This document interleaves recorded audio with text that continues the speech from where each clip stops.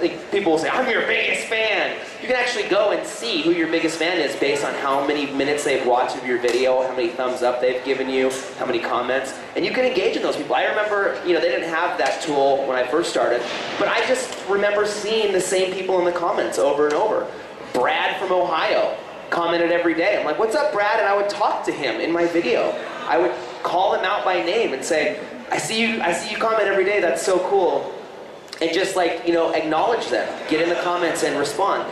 And that's when you become a community, when you engage with your audience, and then you can do cool things. I've loved doing things like, I started flying a lot once I started getting bigger on YouTube because more opportunities started to happen, and so I remember I got this brand deal from GE, General Electric, and they paid me to do 6 videos for this Eco-Imagination Tag Your Green road trip where I traveled all over the country, checking out cool green technologies. I got a text messages, what?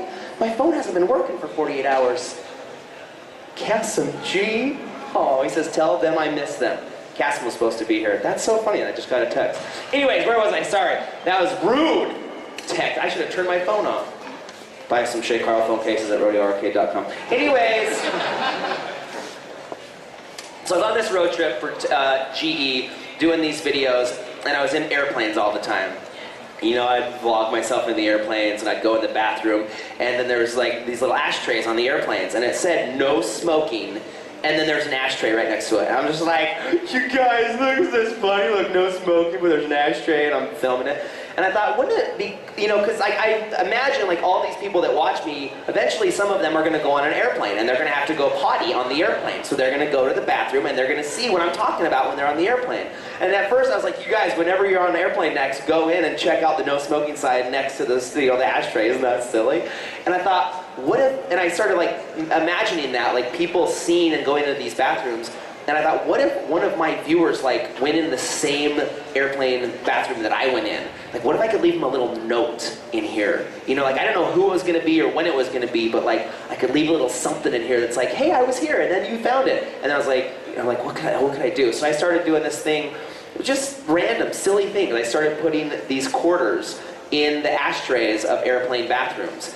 And I told my audience, I showed them, I filmed it, I said, okay, you guys, I'm going to put the quarter, I'm on a Delta flight out of Salt Lake to LA, I'm going to put this quarter in this ashtray. If you're ever flying from Salt Lake to LA or you're ever on a Delta flight, go in the bathroom and see if you can find my quarter. And that became like this thing, that like anytime anybody ever flew, they were like, Shay, they would tweet me all the time, Shay, put a quarter in the ashtray, bathroom of the airplane. And so every time I got on an airplane now, I go in the bathroom and I check the ashtray, and now you are too. You will check the ashtray. And it was cool. People started tweeting me like, Shay, I found your quarter. Like the first day somebody found one of my quarters, I was like, no way. Somebody that watches me somewhere out there in the world went on an airplane, went in the little ashtray, and found a quarter. And I was like, what a cool connection. What a way to connect with people, via air travel, right? And I never even met that or saw that person. Then another thing I do all the time, a silly little thing, is when I get on an airplane, when you're boarding the plane, I touch the outside of the plane, and I started vlogging that. So every time I get on an airplane, for safety, I touch the outside of the plane, because I'd always think like, this airplane's going to be 30,000 feet in the air, and like this outside is going to be like up in the sky. So I want to like have my hand on where, it's just this weird thing, like I want to have my hand on where it's going to be like flying through the air. So I started touching the outside of the airplane, and then that's another thing that my audience would do. Like every time any of my viewers goes on an airplane, they touch the outside of the plane. And it's little things like that that cause connection, and that's what we want as people. We want to make connections. We want friendships. We want to be like, you understand me, you get what I get. And that's at the core of humanity, is what we want. We want these connections, and we want to understand each other and be like, you like that? I like that. Let's talk about that and eat it. Whatever it is. Pizza, right? Who doesn't like pizza? Please leave right now. No. So that's what you have to kind of have that mentality when you're making YouTube videos. So not everybody does daily vlogs. I'm very personal. I'm talking to my audience. I'm living my life in front of my viewers. Some people create, all kinds of stuff. The world of YouTube is huge now as far as content.